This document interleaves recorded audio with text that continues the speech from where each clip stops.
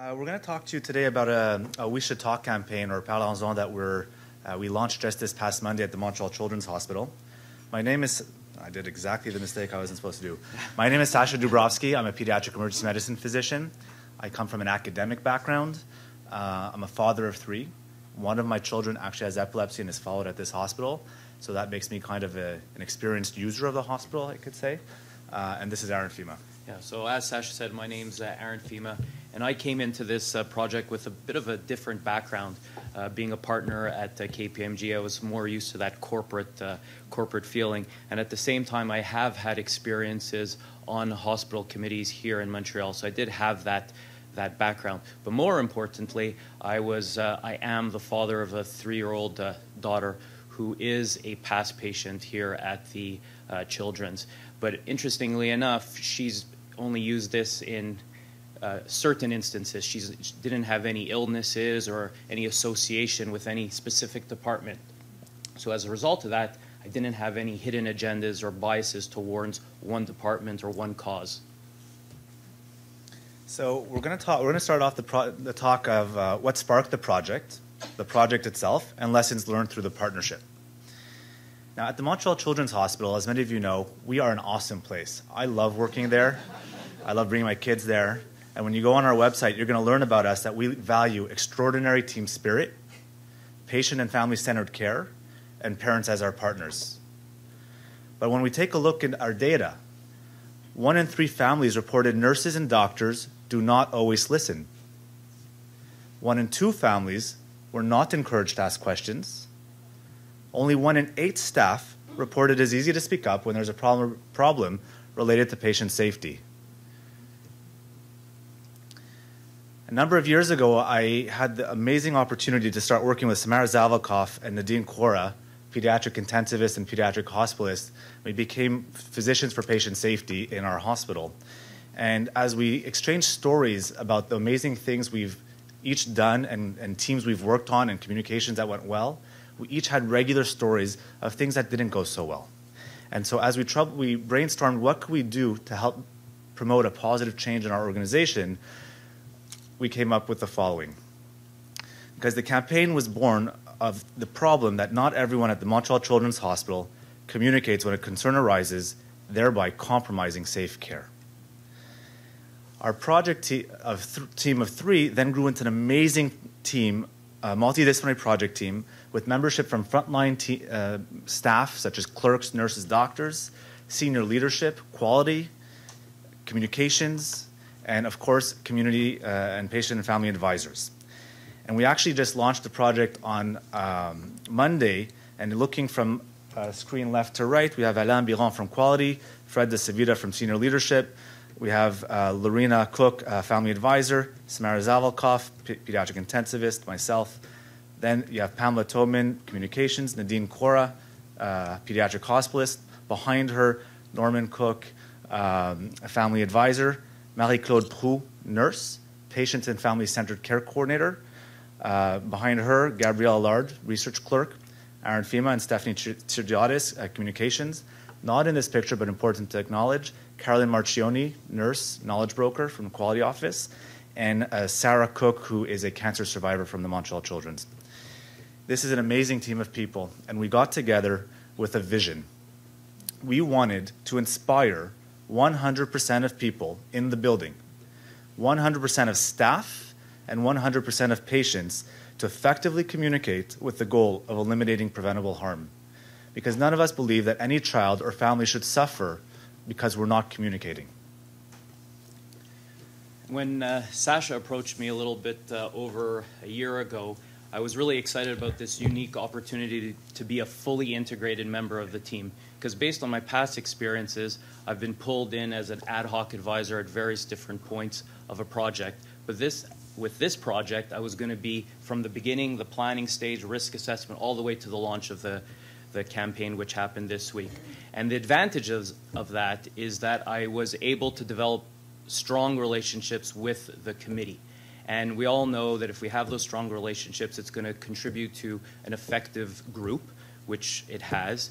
And I've also been able to learn the terminologies and the challenges of healthcare workers.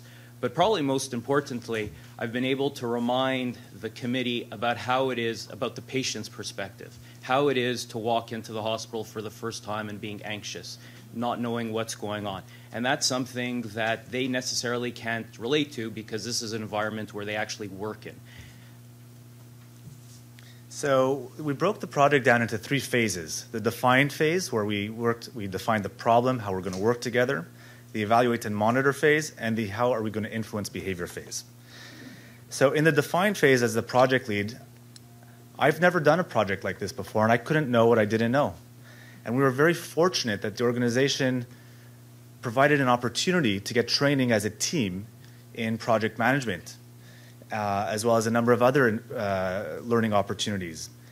So I was very fortunate for that. But what was even more fortunate was the fact that Aaron Fima, partner at a major accounting firm with lots of experience in project management, he didn't need this training, but he joined the training program from the beginning. And we got to learn from him, and he got to learn from us, and we came up with a common language and a common way that we were going to move forward and work together. By doing this, it created a learning environment, because as you heard this morning, if we're not in this to learn on a day-to-day basis something new from every single patient we encounter, there's almost no point in talking about patient engagement. And our motto in our team is mutual learning. We are here to learn. None of us are an expert, but we're going to work towards team expertise. I remember some of the first meetings that we had as a committee, and as you can imagine, there was a lot of discussion, sometimes heated, as to what was necessarily the problem and also what the solution was. And drawing on the skills that I've gained through my corporate background, I was trying to help focus the committee on what we were all there for, and that was ultimately to improve patient safety. And at the same time, we were all very anxious. We all wanted to move to the next step. And one of the things we say, in the corporate world with large projects we're rolling out, sometimes we need to slow down to go fast. Because if we're unable to plan it properly at the beginning, the communication campaign that we're trying to have an impact on is not going to be as effective as we want to. So we needed to slow down to go fast. Now, in the evaluate and monitor phase, we needed to learn how are we doing with our communication, and we had to define it from a client perspective. And our primary client are our patients, and we looked to the organization about what tools were available to measure that, and we had different surveys such as HCAHPS, which measured patient experience, and we needed to deploy into different units, so we maybe modified some of the surveys and deployed new ones. We also looked to Accreditation Canada's Safety Attitude Survey and modified it as well and deployed it a number of other times and led a couple of focus groups to learn about what's going on. And as we have this information coming in on a monthly basis, it serves no purpose to sit on someone's computer or in quality office. And what a significant part of this project behind the scenes is working very closely with quality, with amazing, amazing people in quality who are opening doors of how to disseminate this data as a tool to influence behavior. This was probably the most frustrating part of the project for me because I didn't, when we started to talk about academics, research, publishing, this is something I didn't understand, A, what we were talking about, and more importantly, how is that going to actually translate into patient safety for a loved one or a loved one in this audience when they walk into the Children's Hospital in Montreal. And coming from an academic background where my deliverable in academia is publications and knowledge translation, and I kind of was envisioning a bigger picture, it was not until by having Aaron in the room, it changed the conversation, and he kind of made it very clear with him as well as some of our other non-academic type people in the room. This is not a research project. This is a quality improvement project, and it's about our patients, about our families, about our staff. And it kind of opened the door, and that's when we took off as a team. Now, it was a very lofty goal to influence 100% of people in the building, in the organization. And we needed to do it now, and we needed to do it everyone.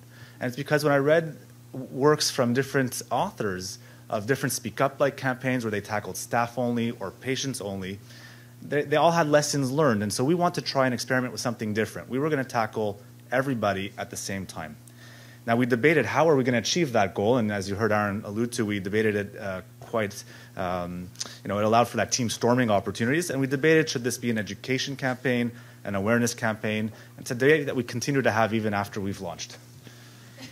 And because we wanted to influence behavior, we realized that the media can be an important tool to actually do that. And the media is very powerful because it can make people aware of a problem, but also make people aware how they could change their behaviors to actually solve the problem. And that's why we chose media as the way to tackle the problem we were seeing. And furthermore, you know, we just, as Sasha mentioned, we just launched our communication campaign this week. And we all wanted to make sure that this communication campaign had a sustainable impact. And I've already been, we've already been talking about next steps, which is very important because once this communication is launched and once it starts to become fizzled out, we didn't want this to be a one-hit wonder. We needed to be prepared for the second phase. Once the communication comes to end, what are we going to do to make sure that this momentum continues? So as you heard, we decided to go for a multimedia campaign.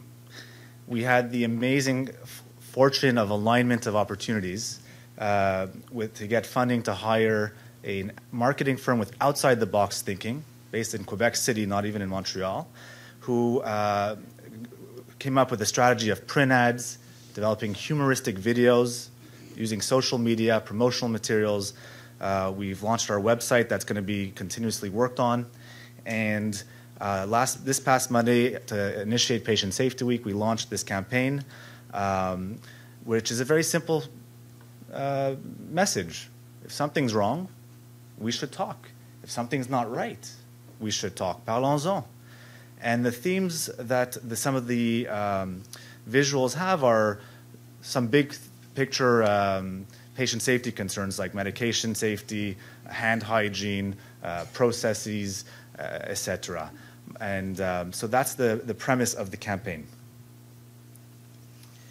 So I've been working with this committee for over a year, and there is no doubt that the healthcare professionals that were around the table are dedicated and committed to patient safety at the Children's, and they want to make a difference, there's no doubt. But at the same time, I've realized a couple of other important things. One, the bureaucracy of the public sector can delay the rollout of a communication campaign that can improve patient safety.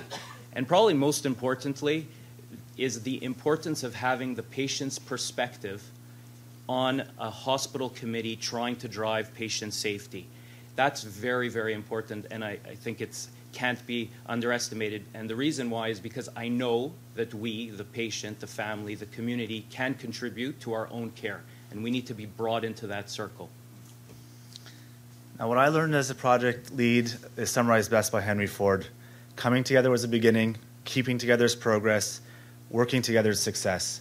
It has been the most profound experience for me to be able to work with family advisors on this project. When something's not right, we need to listen. It's our patients, our responsibility. Thank you very much.